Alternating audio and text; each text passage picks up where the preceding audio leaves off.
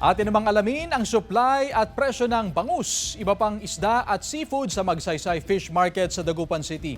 Makibalita tayo live kay Jasmine Gabriel Galban. Jasmine?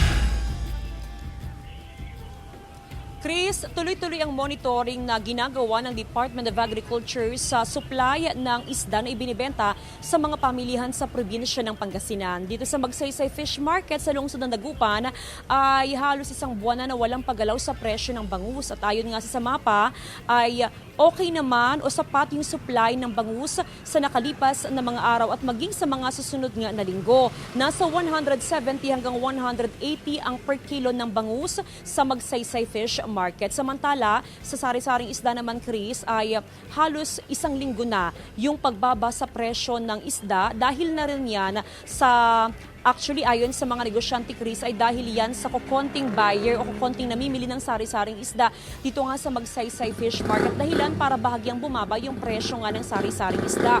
Gaya na lamang, Chris, ng malaga na nasa 380 per kilo. Ang galunggong ay nasa 150 hanggang 200 pesos per kilo. Ang hipon ay nasa 450 per kilo. Ang tilapia ay nasa 100 hanggang 120 per kilo. Ang talakitok ay nasa 350 pesos per kilo. Ang orilis ay nasa 90 hanggang 100 per kilo. Ang yellowfin ay nasa 160.